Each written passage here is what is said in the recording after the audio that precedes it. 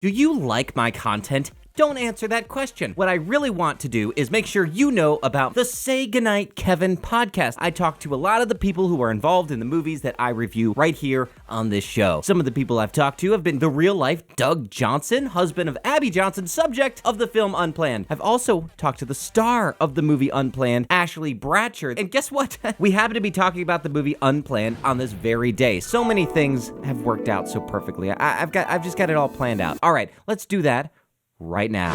Warning, the following review contains footage from the R-rated film Unplanned. While the footage is being used strictly for commentary, analysis, and review purposes, some of the content still may be disturbing to most viewers. Much of it contains horrific and unsettling acting performances. Welcome to Say Goodnight Kevin. All right, here we are, the most anticipated movie of our lifetime. The Christian movie that was so controversial. K-Love, the Christian radio network, refused to promote the film. It was banned in Canada and Australia. It was even persecuted. The movie itself was persecuted not only by Twitter, but by the MPAA itself. The persecution that this film has suffered is insane in the membrane. And all of that, I'm sure, sounds really insane to you as well. But I don't care. That's right, I said it, I don't care, because all of that, merely a distraction for me as a movie critic. What I want to do is talk about whether or not this is a good movie. Isn't that kind of what we all want to know? That's what I'm here to do, isn't it? Why do I feel I need to justify that? Because I have seriously and honestly been told that I shouldn't criticize this movie, that the message is too important for me to concern myself with aspects like, I don't know, is it good? Is it like an enjoyable movie? It's petty and nitpicking. I concede. You're probably right. That's kind of always been what I do on this show. I just find it interesting that people who were fine with my God's Not Dead review. Yes, great, Kevin. God's Not Dead is not a good movie, and Christian movies, they need to be better. Even they were telling me this movie was too important for me to concern myself with things like the quality. Obviously, of course, the message of the gospel isn't nearly as important as the message of pro-life, is it? Sorry to disappoint you. Perhaps this will be one that you're gonna want to skip. I just can't get my head in that kind of space. Even if it is a true story, if it's an important message, I still want to know, like, is the movie good? Call me old-fashioned, but I'm kind of getting ahead of myself here because honestly, this might be a great movie. I'm actually pretty freaking hopeful, as I said in my trailer reaction. I want this to be a good movie. Let's stop dilly-dallying and let's just jump right into it, all right? Grab your birth control and let's get ready for my movie night review of Unplanned. At least we know that this movie is not going to be a dirty movie. I mean, after all, it is a... Wait a minute. It is a pure flick, but it's rated R? No! Great, impure. Just in case Pure Flicks hadn't dragged their name through the mud with shows like Malibu Dan, now they further muddied the waters of what the studio even does, except try anything just to keep the doors open. Now we can't even trust them to be pure. Wow. And then, voiceover. Yes. My story isn't an easy one to hear. Especially since I'll be narrating most of it. I think I probably ought to warn you of that up front. But Kevin, the movie's based on a book, so it needs narration. No, it doesn't. It's based off of a book. It's not a book. Whenever you make a movie adaptation, you actually have to adapt to the medium that you're going to be presenting it in. It's not a music video. All right, so this is our main character, Abby Johnson. We begin the film as we see her beautiful, sweet, perfect little family. Daddy's turn. Doug Johnson, he's a bit of a pushover. Daddy didn't make the toast right. He cut it into little squares. It's supposed to be into triangles. I thought I did a pretty good job. What do you think? I think for a movie that's trying to get us to care about children, they're really reminding us of how obnoxious they can be. So with the push of the button of a dirty car stereo, Abby Johnson heads off to work to her favorite Christian pop song. Bye, got a lot of babies to kill. Just gonna drive by the campus of the college from God's Not Dead real quick. I've been asked 1,000 times. Oh, good. More voiceover. I was afraid we were gonna actually have to think for ourselves for a second there. You know this audience doesn't like to do that. I often find that people don't like my answers. Oh, interesting. I often find that Abby Johnson also doesn't like people's answers.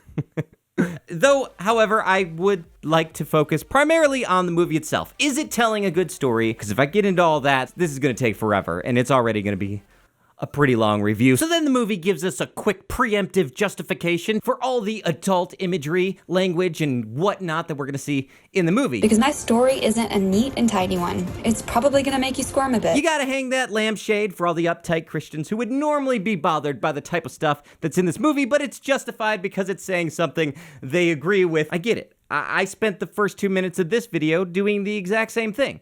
I often find that people don't like my answers. You know, I do have to wonder, though, if people aren't always disliking her answers per se, but just have questions. I think I relate to that because I have questions of my own. For example, the movie kind of sets up that she believes, post the events of the film, that during the events of the film, she was gullible, ambivalent, naive, foolish. Were you really so gullible, so ambivalent, so naive? Yes. But why? I was under the impression that this was somebody who was the director of a Planned Parenthood, not some lackey who was just tricked into it. I don't know, that seems less interesting to me. All right, so Abby is here at Planned Parenthood, and she gets called to help with an abortion in the back room. But don't let me explain what's happening on the screen that you're watching right now.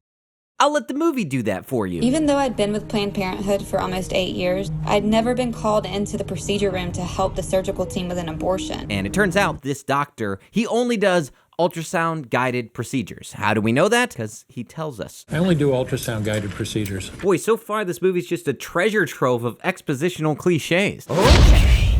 Get ready, because this is the scene that everybody's talking about. The abortion one. It's what she saw. Now, I don't want my video to be demonetized in Canada, so I've altered the scene slightly. Don't worry, this should give you an idea of, what she saw. That's right, I'm censoring myself. Another beautiful day in the womb. 13-weeker. Here we get the first example of this weird thing that the movie does. In fact, it's a thing that PureFlix, I've noticed, has a tendency to do a lot. They go out of their way to make sure it is unequivocally clear that these people are bad people. I mean, look at the way the nurse and the doctor treat this poor girl. I'm on stay still. Hold still, you little Hold bitch. my arm, but you can't wiggle. Want to get done, don't you? Deep breath. They sound like people who've been working night shift for 10 days and now they're currently missing their kid's birthday party. What's the point? Isn't the bad thing that they're doing the fact that they're, I don't know, performing an abortion? If they were nice people, that wouldn't make abortion any better, would it? It's a bit ad hominem in the writing. Then the screen goes black. And I don't quite know why they did this. It almost feels like there's supposed to be a title that pops up right here, or maybe they had planned to end the scene here, you know, and then have one of those, I bet you're wondering how I got here type scenes, which they have, but it's a little bit later. Instead, we cut back to the exact same scene after that moment of darkness, and that doctor, the mean doctor, gives us this heartless Star Trek reference. Beam me up, Scotty. Disgusting.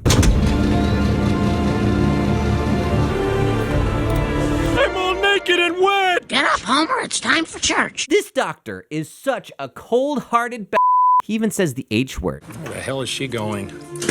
I know I'm making jokes, but this scene, you know, honestly, is legitimately sad. And we see Ashley Bratcher's best performance in the film right here. She cries and doesn't want to be talked to. But don't take my word for it. Let the movie explain with more voiceover. Unfortunately for me, this is my story. There you go. That's how the movie begins. You know, I saw an interview with some of the people behind the scenes of this film, and they were asked, why did you guys decide to make that the first scene? And they said they wanted to make sure that scene is the first thing that people see, because that's where the message of the movie is stored. If people walk out, I guess, from the movie, you did it. Success. You definitely put message before story. So, 8 years earlier, Abby is a 30-year-old college student. But don't take my word for it. I started my junior year at Texas A&M, the way most college students do. And she's skipping along, enjoying her life. And then she runs into this stereotype. Are you familiar with Planned Parenthood? I don't know how I feel about abortion. My family is pro-life, so I guess I am too. Well, I guess I am too. I don't know. Nobody talks like that. This is like what you tell people your attitude was whenever you're speaking at a women's conference. You know, in college, I was so bad. How bad were you? I was so bad. My attitude was like, yeah, my parents think that way, and so I do too. Yeah, pretty crazy, right?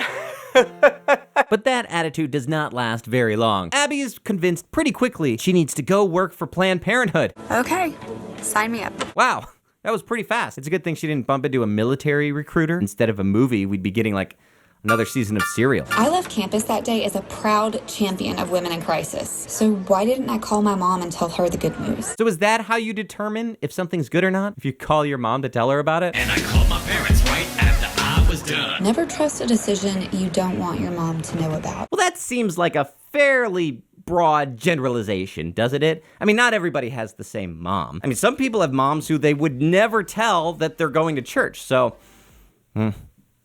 All right, so it's first day on the job at Planned Parenthood, so this should be pretty fun. So essentially, Abby's job is to be a volunteer escort. It's her job to escort girls who want to get an abortion out of their car and into the building so that they don't get picked up by some of these Christians. The access code is 2229.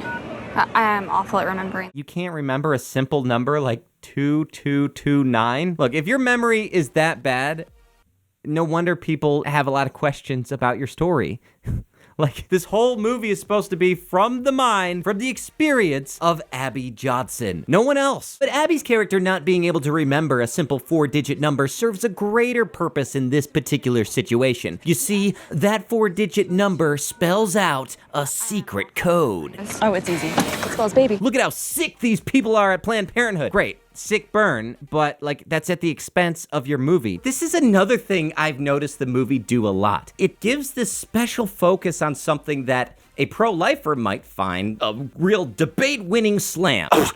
Can you guys believe that these people, they know about babies and yet they still work at a Planned Parenthood? Isn't that sick? To somebody who's not on your team, it really doesn't feel like the movie is interested in persuading that person. It feels more like it's interested in confirming to the people who already agree with you that they're definitely hating the right people. Then we're introduced to our antagonist. That's right, in this true story, we have a villainous antagonist. Her name is Cruella DeVille. It's not really called that. I don't really remember what the character's name is, but who cares? Clinic director. Welcome, nice to meet you. Now the movie gives us a nice quick reminder that Abby is very naive as to what exactly is happening at Planned Parenthood. Why do they all think that the women coming in are having abortions? This is a little beyond naive, isn't it? Can I say that? On Saturdays, we only do abortions, and they know that, especially the Coalition for Life. Their whole purpose is to turn the community against us and to try to shut us down.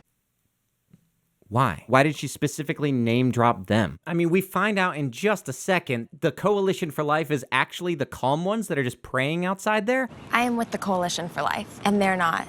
So we can ask them to stop, and we do. I'm just confused by the motivation. Like, okay, there's this one group of people, they yell disgusting things, and there's this other group who prays.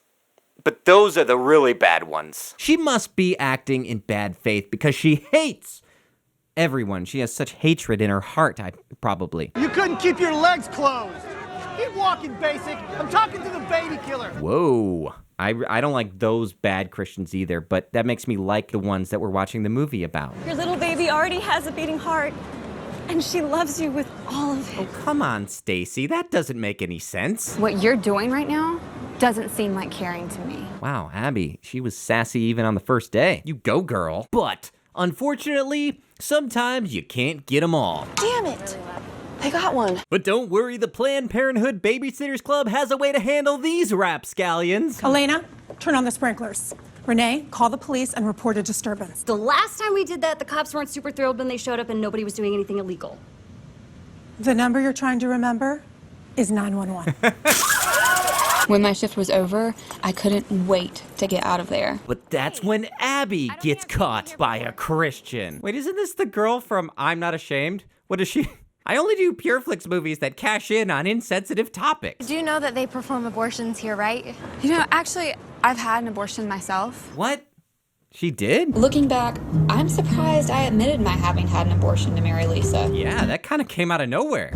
Meaning I probably ought to take a moment to explain. Maybe I need to start the story a little earlier. Sorry, my mistake. So now we've learned Abby's deep, dark secret, the truth of her past. Now that we learned that, we got to jump back 2 years. So if you're keeping up with the math, it went back 8 years and now 2 years. So I believe right now we're in 10 years before the first scene that we saw. I'd gone from small town super achiever to party girl in no time. My life was a real blue like jazz type situation. Mark lived in that building. Freaking Mark! That's right, we learned that Abby was once married to a different guy that wasn't Doug. And apparently, she got not one, but 2 abortions already. To call our marriage a fiasco would be an insult to fiascos. More voiceover? Did I leave the commentary on? The last straw was a year later on Valentine's Day. Mark decided we'd celebrate by making sandwiches, but later that night, he slipped out of the apartment to be with another woman. So, see, here the movie does it again. Yes, it's a rude thing to just stay at home and make sandwiches for Valentine's Day, but you're kind of burying the lead. Isn't the problem here that he cheated on you? Why even bring up the sandwiches thing? As I've said, I think this story is worth telling, but little things like this kind of indicate to me that maybe you're just interested in being negative. And trust me,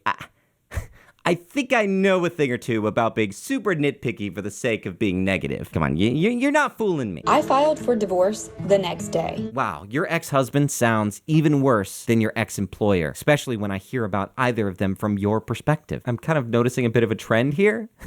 In the movie, again, I'm not talking about the real-life person. Turns out Abby's pregnant. So she goes to Planned Parenthood and gets one of these chemical-induced abortions. Tomorrow, whenever you're ready, you're gonna take the 4 pills. She's back! Wait, so she got it done at the same place that she ended up working at? Also, this girl hasn't changed her hair in 10 years? Or 3? However, what? There's gonna be a little bleeding, but nothing more than like a heavy period. Oh, I forgot to mention, this movie has a budget of $6 million. I know, not a lot of money considering the Avengers, but still, why does it look so bad? Why can't the people be made to look younger and older or at least change their hair? Back to the movie. Oh, I didn't know I was watching Left Behind.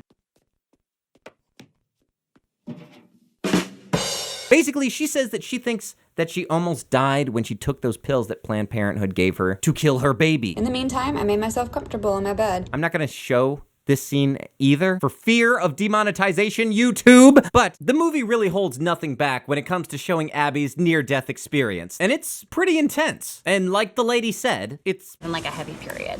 Like if the period was as heavy as a baby. The movie has now convinced me. I'm convinced. Planned Parenthood, I'm just gonna stay away from that place. But Abby is not convinced.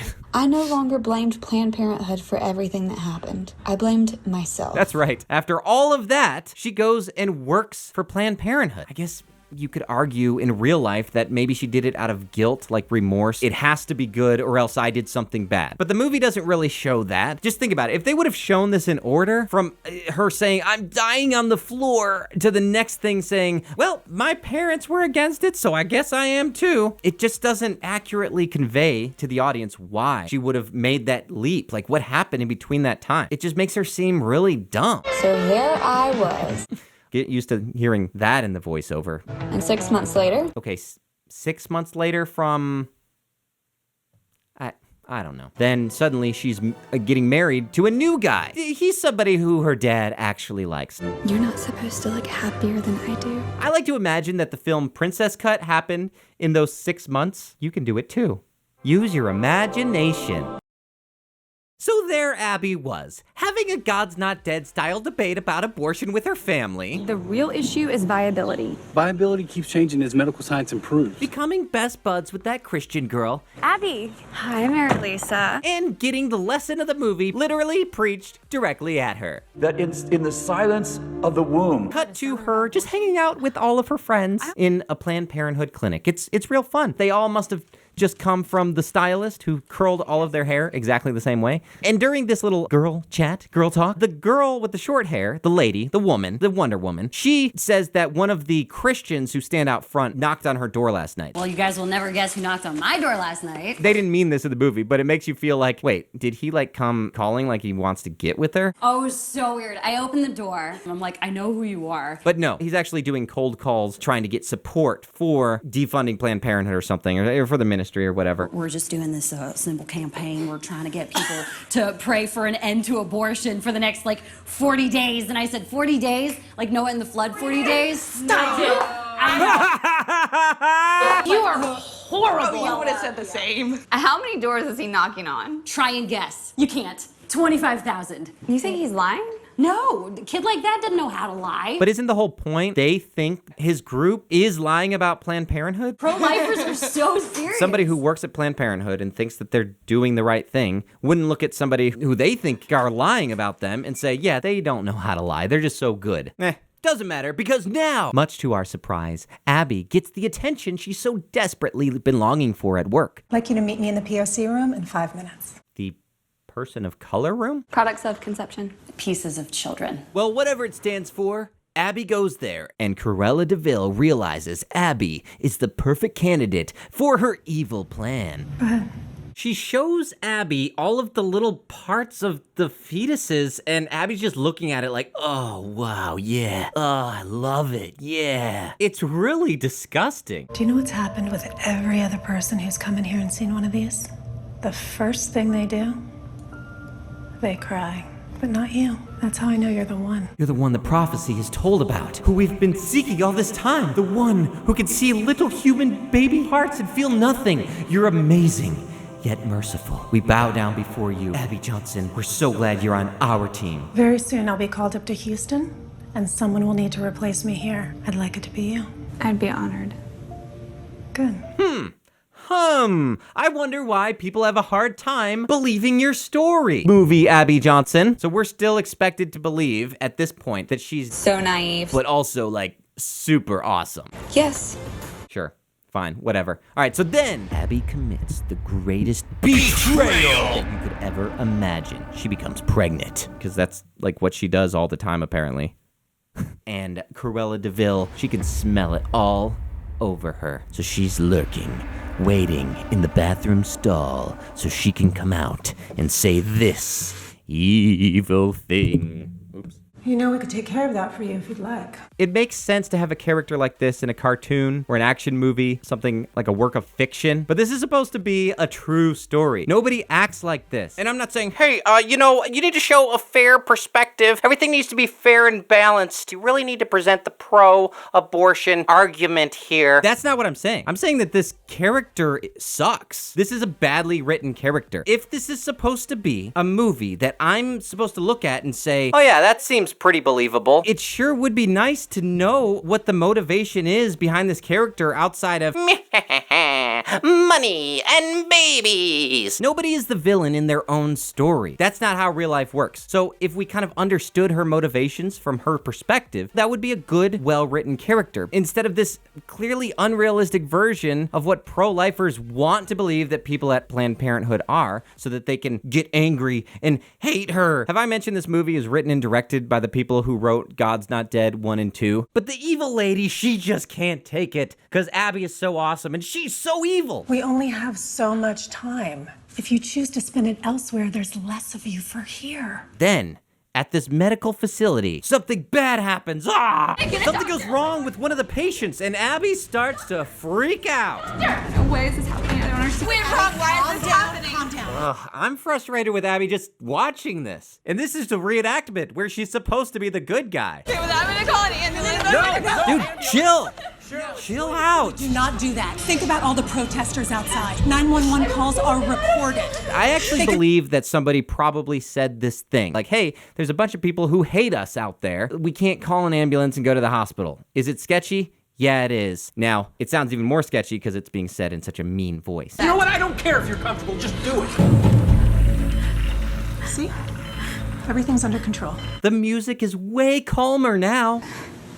So it turns out everything was fine, kind of. Then Abby has her baby shower at Planned Parenthood. Can you believe the irony? I'm sure this hits home real well to people who already agree with the movie. Around that time, Sean Carney and his friends started their first ever 40 Days for Life prayer-a-thon. Cheryl was beside herself. Literally. But she couldn't believe the local news was filming in 24 frames a second. So then Abby tells her mom about the great promotion she's gonna get at work. Abby, I don't know what you want me to say. I think your father may have some answers. After her mom guilt trips her into feeling bad about her career choice, Abby talks to her husband and comes up with this kind of Gideon-esque plan. I'm gonna pray that if I'm not supposed to get the job, then I won't get the promotion. And then he uses it as, I think, a metaphor for abstinence? But you already applied for the job. So you're asking God to show his will by stopping something that you've already set in motion. Then, remember that time whenever Abby was told she would be the one? Well, that prophecy has finally come true. She gets promoted. I got the promotion. And she is going to make some changes around here. From now on, no more harassing the protesters. We're going to treat them with respect and expect the same in return. She's just so wonderful and awesome and merciful, but she's still awful. Don't forget about that. But she's way better than that witch she replaced, for sure. That lady was really bad. She's one of the irredeemable people that us Christians are allowed to hate. Doing a good thing here.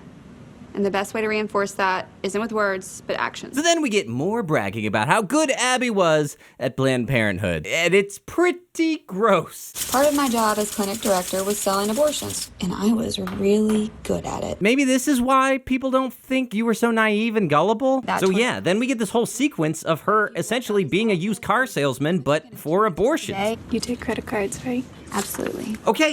Okay, you've convinced me, movie. All right, I agree with you. Please just stop. I agree. Abby Johnson is a terrible person. Next, we get this highly emotional sequence where this mom is begging her daughter outside the fence to please not get an abortion, and it's pretty impactful. I must say, okay?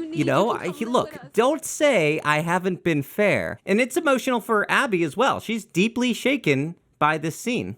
We know that because she tells us. I was deeply shaken by what I'd just seen.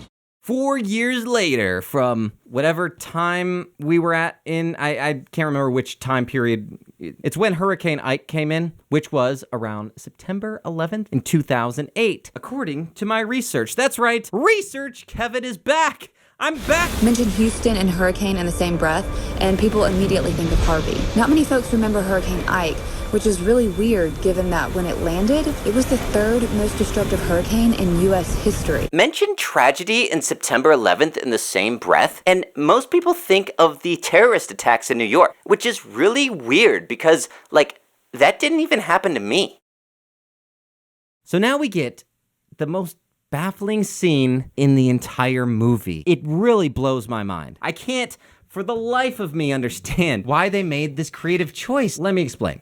So, the mean lady tells Abby that she needs to get all the Planned Parenthood employees and the people who were scheduled for abortions to stay home because it's too dangerous. You need to contact all of your scheduled clients and tell them to stay home. Probably the right move. I mean, I know she's saying the lines in a way that makes me feel like she's mean, but the things that she's saying actually seem pretty reasonable.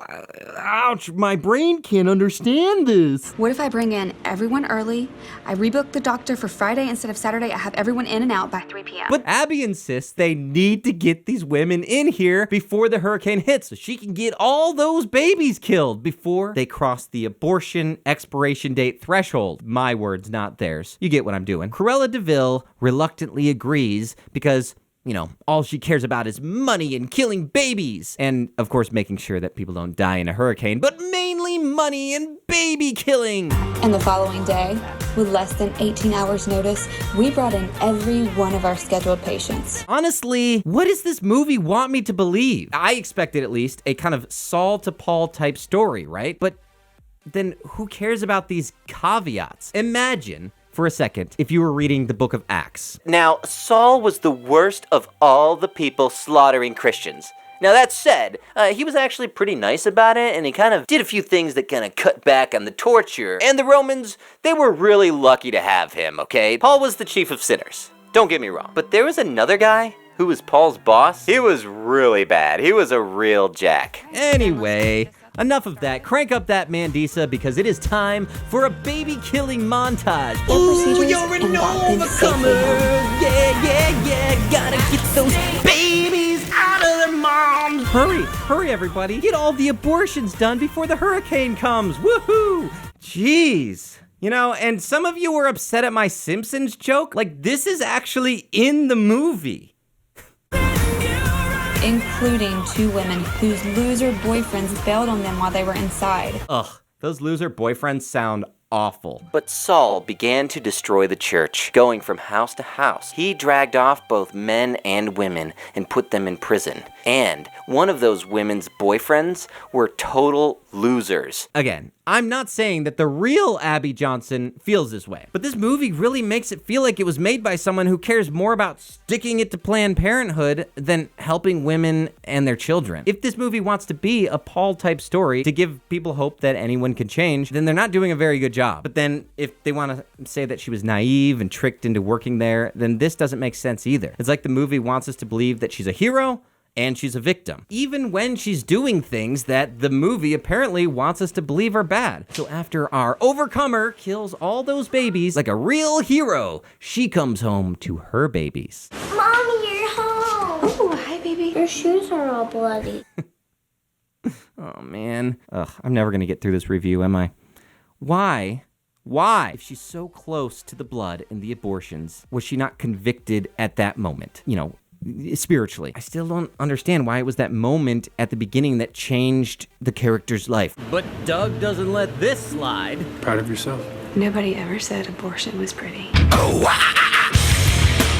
Wow, she's really becoming dark. And now that they actually show Doug once again in the movie, it's confusing as to what his motivations are. Does he have a savior complex? That's why he married this woman who, when he married her, worked at Planned Parenthood. Does he just sit at home? Oh man, I wish my wife wasn't evil. Oh well. Then Abby gets the Employee of the Year award for all those abortions she'd been doing.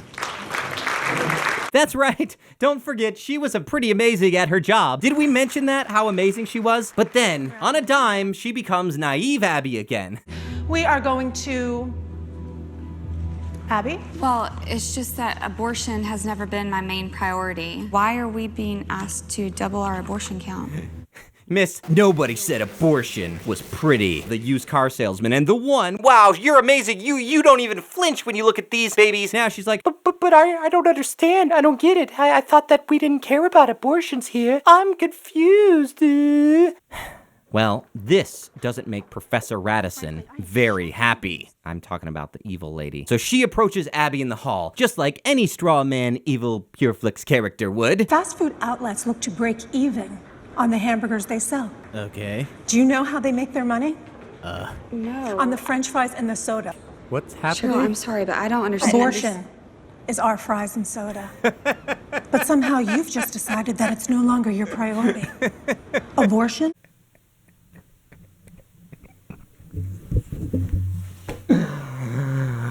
I'm really trying to look at this as a movie. But what she's saying here couldn't be true. I mean, entirely. I mean, maybe she thinks it's true. I don't know. We don't get that type of nuance. We get information later in the movie that this abortion clinic eventually shuts down. Great. The reason it shut down is because they lost state funding. So the real Abby Johnson said in an interview that I listened to before she left Planned Parenthood was, our abortion services, that corporation, regardless what you might hear, they receive no governmental funding. So clearly abortions aren't paying their salary if it shut down after they lost state funding, because then they could have just kept on making fries, I guess. Abortion is what pays your salary. All right, then Houston, we have a problem. Abby gets a formal reprimand in Houston. What am I being reprimanded for? You've been challenging me and my authority. You just honored me as Employee of the Year.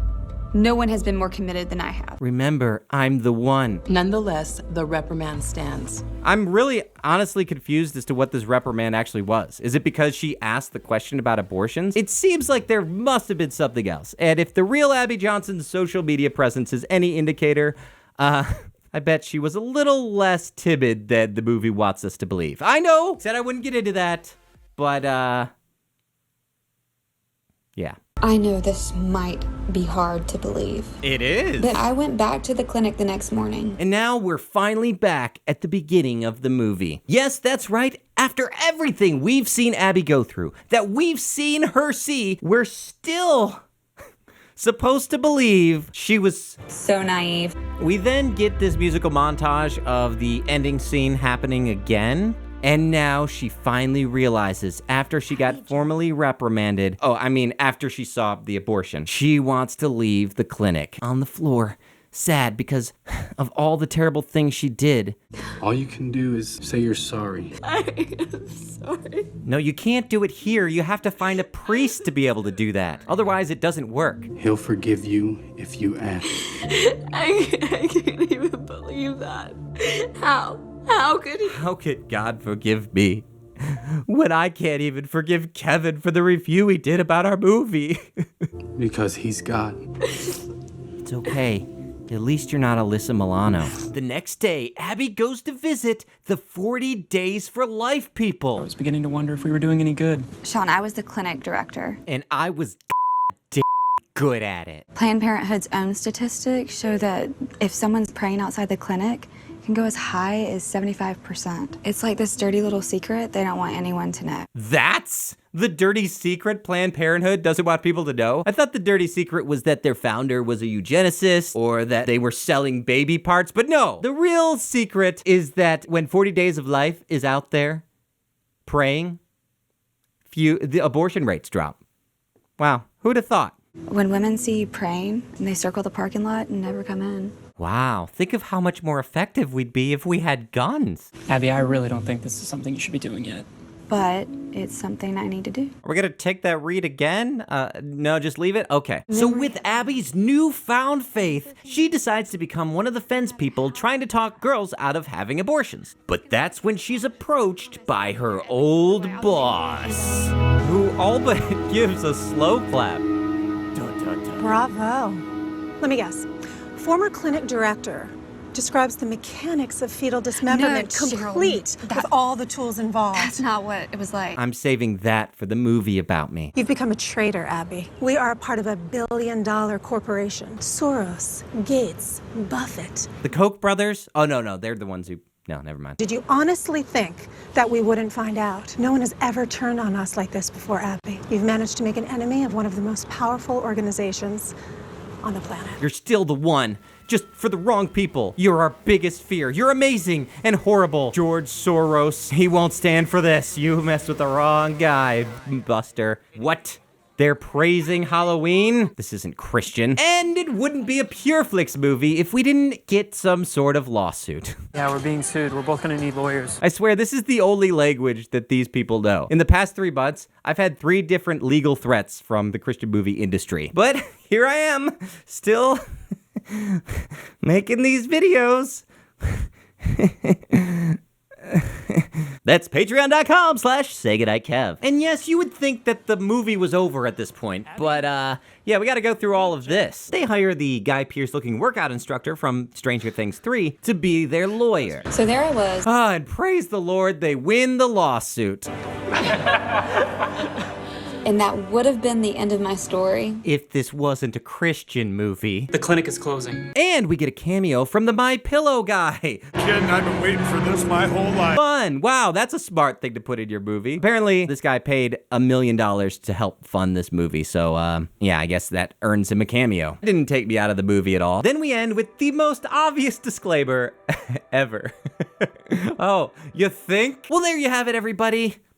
Unplanned. You know, honestly, I think the name is fitting because it feels like the entire movie was pretty unplanned. You know, in terms of like motivation, character, story structure, set design. I mean, obviously it takes a lot of work and a lot of effort and a lot of planning to make a movie. I get that, but there are good movies that are made. In the end, I hate to say it, but this is not one of the good movies. It looks bad, it sounds bad, it feels bad, it makes me feel bad. I threw up right here on the floor. As I said, throughout this thing, that has nothing to do with what the movie is actually about. Like, I'm not offended by the message. I think it's fine. I will say there are some moments they clearly put more effort into. You know, I think Ashley Bratcher really gives it her all in some of the key scenes. But then in others, it just feels like they didn't have enough time for that. She even stumbles on some of her lines and they just leave it in. And while I get people who want to say that, well, Kevin, don't worry, the message is good, I'm not entirely convinced that's true. To me, the movie just feels like you're watching a divorce hearing. I'm like, yeah, they both sound like bad people. I guess I would just rather wash my hands of both of you and not have you in my life. If the message here is supposed to be abortion is bad, I feel like that message kind of takes a back seat because maybe it just assumes that people who are watching the movie already agree with that message. The movie kind of takes that for granted. So they focus more on two other messages that I think come across much more strongly, which is Abby Johnson was freaking amazing at her job at Planned Parenthood. And two, Abby Johnson was super naive and had no idea what was going on at Planned Parenthood until the day that she saw that really bad abortion, and then she was awakened to the truth. It's honestly really hard to reconcile those two things. She's either like, oh, I'm an idiot along for the ride, I don't know. And other times she's this wild boar in a china shop trying to convince all these women to kill their babies, like an old friend trying to sell you Amway. And this small, timid, sweet person that they're trying to portray in here is even more difficult to believe whenever you see Abby Johnson's online presence. And I say that knowing that Abby seems pretty darn proud of herself for being that way. In the end, I honestly have a lot of interest in an expose about Planned Parenthood. If they really are doing bad things and taxes are going to fund them, then I think the public should know about it, right? But the way this movie attempts to dance around Abby, making her squeaky clean, but also really evil, and the way that the movie creates this character whose motives seem so unbelievable, that they paint Planned Parenthood and anybody involved outside of like Abby's immediate friends out to be these cartoonish bad guys, it really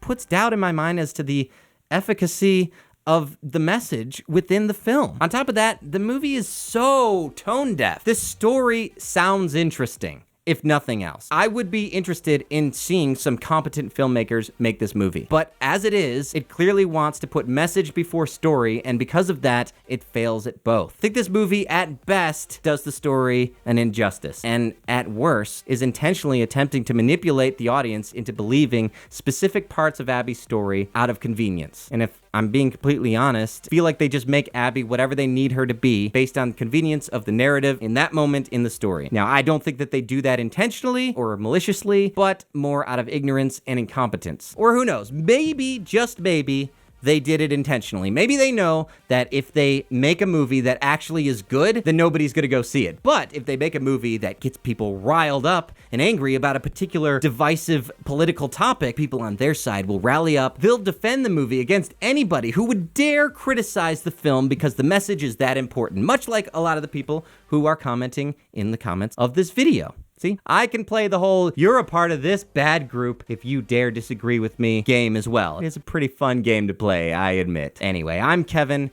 Thanks so much for watching, holding Christian movies up to the same standard as other films. Hope you enjoyed. I'll talk to you later. Good night. Thank you so much, everybody, for watching this episode. It's been a long time coming, and I'm so glad to get it out. Thank you so much to everyone who has stuck around and keeps pledging to my Patreon as I keep on cranking out videos. Some of those people happen to be the Ask a Christian Counselor podcast, the Voicey Here YouTube channel, Jacob and Emily Rugrock. More reviews coming soon. Abortion is our fries and soda. So naive.